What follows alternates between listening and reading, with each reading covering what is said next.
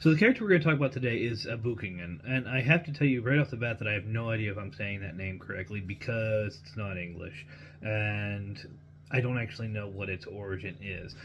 Near as we can tell, it is one of the names that some Native American group had for some portion of the Ohio or Allegheny River.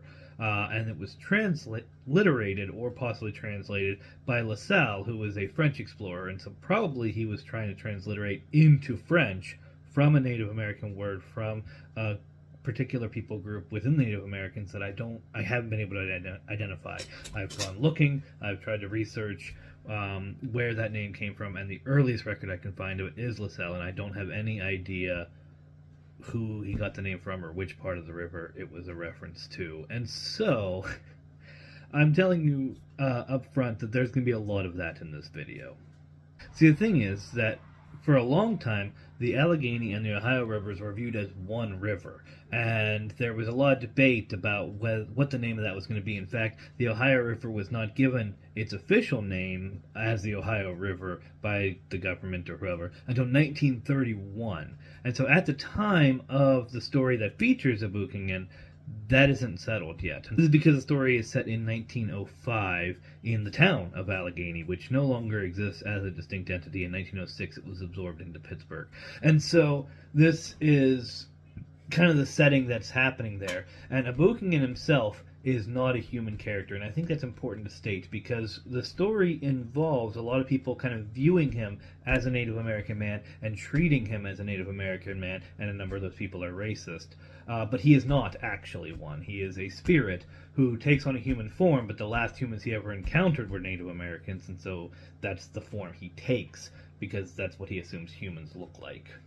When we first meet Aaboukingon, he's wandering around Allegheny with no memory of who he is or where he came from, and the story implies that he was summoned out of the river by a mystical silver bell. Now, it's never really clarified whether or not that's actually what happened, but that's what the pieces of the story seem to indicate, and I like to leave it like that. Anyway, the point is he's wandering around, and he ends up getting some help from this woman named Joanna, who I'll do a video about her later.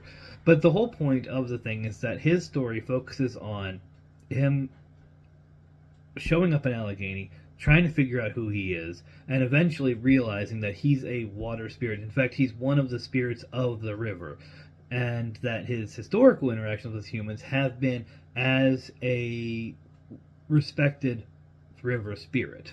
Now, because I couldn't trace the specific origin of the term Aaboukingon to know what part of the river it's from, or what tribe he dealt with, or what their customs may have been, there's none of that's really heavily addressed. He spends a lot of the story trying to find that information and getting distracted by other things, and the story really focuses on the other things, and so you get awareness that he's trying to find that information as his memory is still foggy, but none of that ends up in the story. So I would love to be able to explore that more, but really I would need somebody who is knowledgeable about that subject to step in and help me with that, because I cannot find the information, and at this point I don't even know who to ask.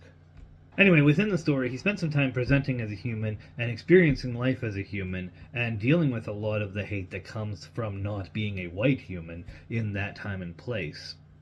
He goes so far as to get married and to have a kid, although he's gone by the time that kid is actually born. Eventually, he does realize that he is a water spirit, and in using his power to manipulate water and healing and stuff, he ends up kind of burning himself out, because one of the catches of being a spirit, because he's not a river spirit in the sense of being a spirit that lives in the river or a spirit that's kind of associated with the river. He is, in fact, the river. So, to a certain degree, the Ohio River is, within Tall Tales, treated as having multiple spirits that are the river itself. And so when he leaves the river, he starts to suffer medically, and the river starts to suffer the lack of the spirit presence within it. And so as the story progresses, he's actually getting more and more ill as he remains separated from the river, especially when he's given a house that is far from the river and he just doesn't get there as often anymore. He starts to deteriorate much more quickly. And so by the end of that story, this is, I suppose, a spoiler, by the end of that story, he ends up having to go back to the river and give himself over to it and give up his human form entirely. Otherwise, he's going to die, and if he dies, the Ohio River itself is going to face a certain amount of ecological devastation.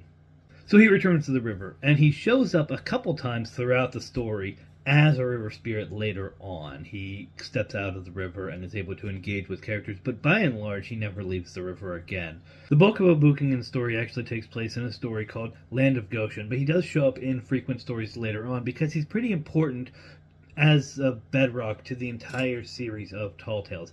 So when Aaboukingon goes to get married, he has to give a last name, which he doesn't have one. So when they ask him for a last name, he tells them he's of Madison, because at that point he's living in a suburb of Pittsburgh called Madison. So when they write that down, they end up misspelling it, and that becomes the origin of John Madison's last name. Aaboukingon is John's great-grandfather. And because he's a spirit, what this means is that his son that he has, which I'll do another video on, is a Nephil, which means he's half spirit, half human, and that is the lineage that causes Madison to have the powers that he has. He is part spirit, and within a few generations of a Nephil, and that is why he ends up being an anchor. So there's a lot going on with him, and I would encourage you to check out his story here at talltalesuf.com, and if you have any further information on the actual historical origins of the word Aaboukingon, I would love to hear it. Please leave some in the comments. Thank you.